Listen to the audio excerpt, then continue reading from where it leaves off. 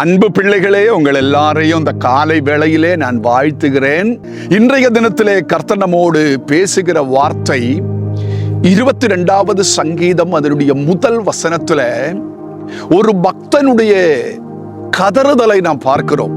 அவர் சொல்லுகிறார், என் தேவனே, என் தேவனே, ஏன் என்னை கைவிட்டீர்?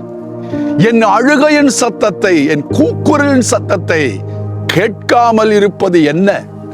நான் இரவிலே ஜெபிக்கிறேன், என் ஜெபத்திற்கு பதில் இல்லை. நான் பகலிலே வேண்டுதல் செய்கிறேன், பகலிலேயும் என் ஜெபத்திற்கு பதில் இல்லையே என்று அந்த பக்தன் சொல்லுவதை 22ஆம் சங்கீதத்தினுடைய 1-2 வசனங்களிலே நாம் பார்க்கிறோம். என் வார்த்தை கேட்கிற உங்களுடைய வாழ்க்கையிலையும் ஒருவேளை இந்த சூழ்நிலையிலே நீங்கள் அமர்ந்திருக்கலாம்.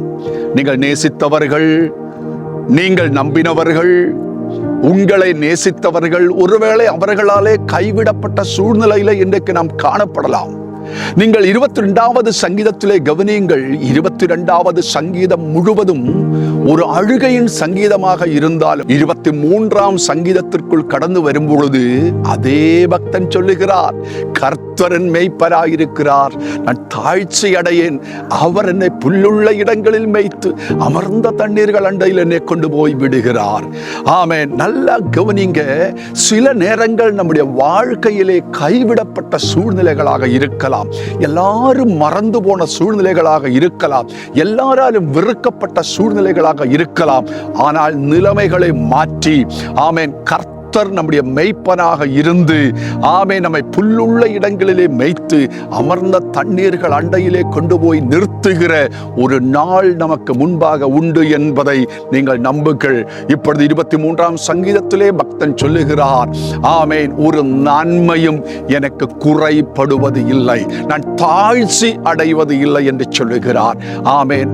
நீங்கள் ஒருவேளை 22ஆம் சங்கீதத்தின் சூழ்நிலையிலே இருந்தால் கர்த்தர் உங்களை 23ஆம் சங்கீதத்தினுடைய நன்மை, வெற்றி, உயர்வு, ஆசீர்வாதத்திற்குள் கொண்டு வருவார் என்பதை விசுவாசியுங்கள். உங்களுக்காக நான் வேண்டுதல் செய்கிறேன்.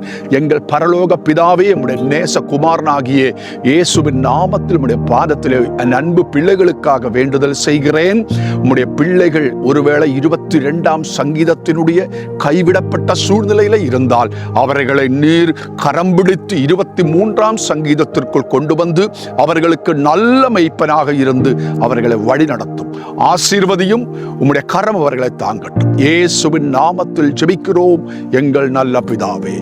ஆமென், ஆமென். கர்த்தர் உங்களை ஆசீர்வதிப்பார்.